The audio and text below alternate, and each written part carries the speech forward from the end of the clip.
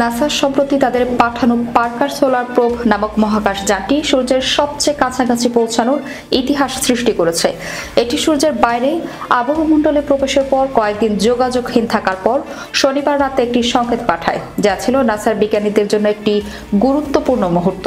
কারণ সূর্যের কাছে থাকাকালীন মহাকাশ যানটি ভয়াবহ তাপমাত্রা এবং বিকিরণের মধ্যে পড়েছিল। নাসা জানায় পার্কার সোলার প্রোব এখন নিরাপদে রয়েছে এবং সঠিকভাবে কাজ করছে। এটি পৃথিবী থেকে সূর্য পর্যন্ত 93 মিলিয়ন মাইল দূরে, কিন্তু মহাকাশ যানটি সূর্য থেকে মাত্র 38 লাখ মাইল দূরে অবস্থান করেছিল। পার্থক্যটা বোঝাতে গিয়ে নাসার বিজ্ঞানী নিকোলা ফক্স বলেছেন, আমরা যদি সূর্য এবং পৃথিবীকে 1 মিটার দূরত্বে রাখি, তবে পার্কার সোলার প্রোব হবে মাত্র 4 সেন্টিমিটার দূরে। এই বিপজ্জনক পথ অতিক্রম করার সময় পার্কার সোলার প্রোবকে প্রায় 980 ডিগ্রি সেলসিয়াস তাপমাত্রা এবং তীব্র সৌর বিকিরণের মধ্যে পড়তে হয়েছে। পার্কার সোলার প্রোব 2018 সালে সূর্যের উদ্দেশ্যে যাত্রা শুরু করেছিল এবং এটি 21 বার সূর্যকে প্রদক্ষিণ করেছে। এখন সূর্যের খুব কাছাকাছি যাওয়ার পর এই মহাকাশ যানটি সূর্যের কার্যপ্রণালী সম্পর্কে নতুন নতুন তথ্য সংগ্রহ করতে সক্ষম হবে, যার মধ্যে রয়েছে সূর্যের গড়নের উষ্ণতার রহস্য উদ্ঘাটন করা।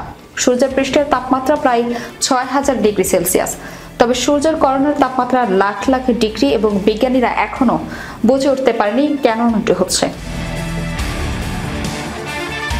সৌরবায়ু পৃথিবীর চৌম্বকীয় ক্ষেত্রের সঙ্গে মিলে মেরুপ্রবাহ সৃষ্টি করে, তবে এটি পৃথিবীতে বিপদও সৃষ্টি করতে পারে, যেমন সৌরবায়ু বিদ্যুৎ গ্রিডের সমস্যা সৃষ্টি করতে পারে বা যোগাযোগ ব্যবস্থা এবং ইলেকট্রনিক ডিভাইসের ক্ষতি করতে পারে। নাসার বিজ্ঞানীরা জানাচ্ছেন, পার্কার সোলার প্রোব এমন একটি শক্তিশালী মহাকাশ যান যা সূর্যের কাছাকাছি গিয়ে আরও নতুন তথ্য সংগ্রহ করতে সক্ষম। এই মহাকাশ যানটি পৃথিবী থেকে পাঠানো সূর্যের সবচেয়ে কাছাকাছি পৌঁছানোর মহাকাশ যান। সফলতা শুধু নাসার জন্য নয়, বরং পুরো পৃথিবীর জন্য এক বড় অর্জন। এটি সূর্যের কার্যপ্রণালী সম্পর্কে নতুন তথ্য প্রদান করবে, যা পৃথিবীতে আমাদের দৈনন্দিন জীবনে গুরুত্বপূর্ণ প্রভাব ফেলতে পারে।